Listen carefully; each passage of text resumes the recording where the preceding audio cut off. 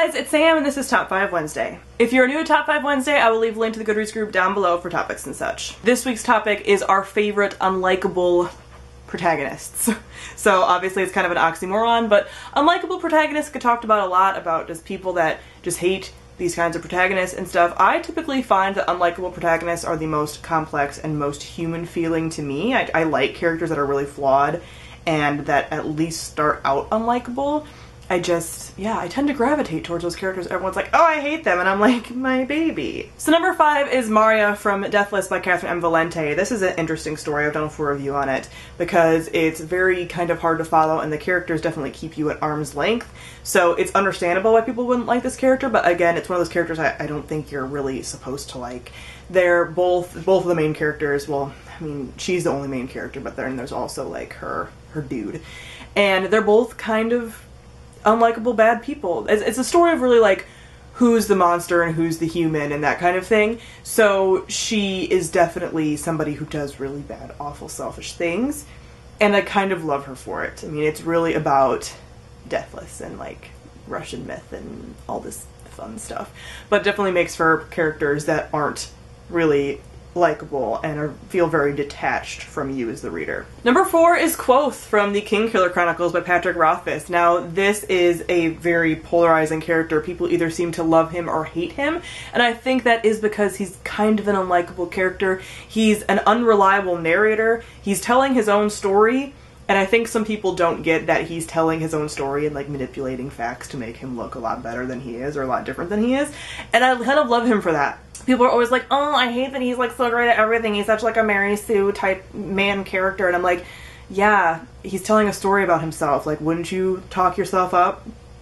Because like, I would. You know, like, who's gonna point out their flaws? You're gonna gloss over any of the shit you did wrong and be like, actually, look at how great I am. Like, come on. So I think he's a really interesting character because I think he is really flawed. Like, you'd still see his flaws, even if he doesn't let you see them in like the best light. Like, he's definitely a flawed character. He makes mistakes. He even kind of admits when he makes mistakes. And he's just interesting. Like, I like these complex characters, these like more selfish characters, and the fact that like his whole story is about like believing in himself kind of too, and putting the story and wrapping himself in the story and this illusion, and his whole like persona being a story that he created for himself, like all that stuff. I like that about him. So he's kind of unlikable to some people, and he's likable to others, and I'm definitely in the likable camp for him. Number 3 is Lenny from The Sky is Everywhere by Janie Nelson. This is one of my favorite contemporary stories, and Lenny is definitely an unlikable character. She is grieving after the loss of her sister, and she does some things that some people find unforgivable, I guess. I don't know, but I find the whole grieving process to be really interesting, and the way that Janie Nelson has a way of depicting grief and how everybody deals with grief differently. I really like that. And Lenny does some things that are like shitty, but she's also grieving a horrible, horrible loss.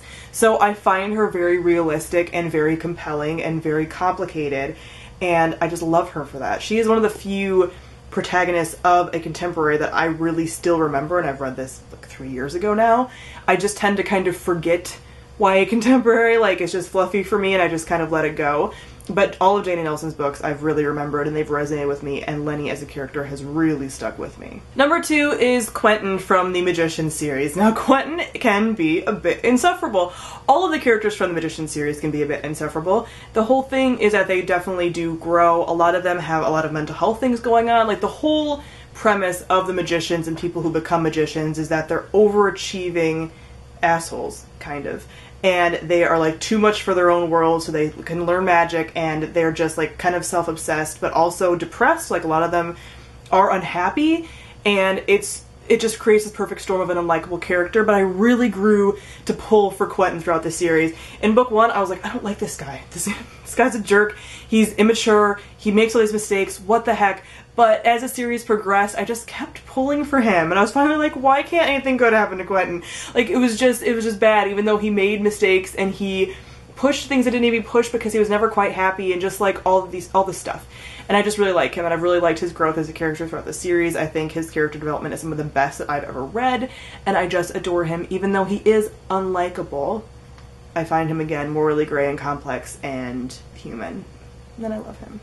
And last but not least is Kelsey from the Queen of the Tearling series by Erica Johansson. Now, I've only read the first book so far, sadly, tragically, because I really am loving the series so much.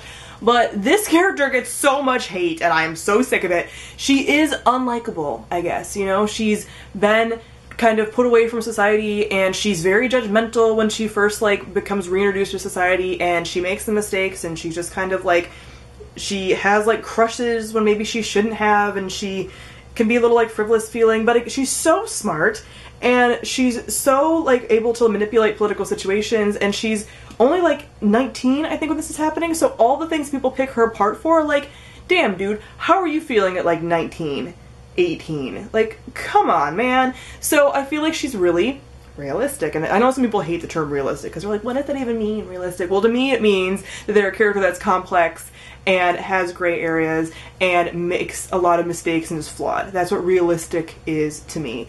So that's what she feels like. She is flawed. She makes mistakes. She does stupid stuff. And she recovers from it with a lot of grace, and I just adore her. I feel like she developed really well in this first book, and I can't wait to see her progression and her growth and the things that she learns. You know, she comes into this book with a lot of biases that she kind of is able to kind of untangle and grow in even this first book, so I can't wait to see more of that. And I love her, and I will defend her to everybody who's like, she's so unlikable. I'm like, leave her alone. She's so sweet and precious. Just leave her be. So those are some of my favorite unlikable protagonists. Comment down below and let me know some of your favorites unlikable protagonists. So thank you all for watching, and I'll see all of you guys soon. Bye.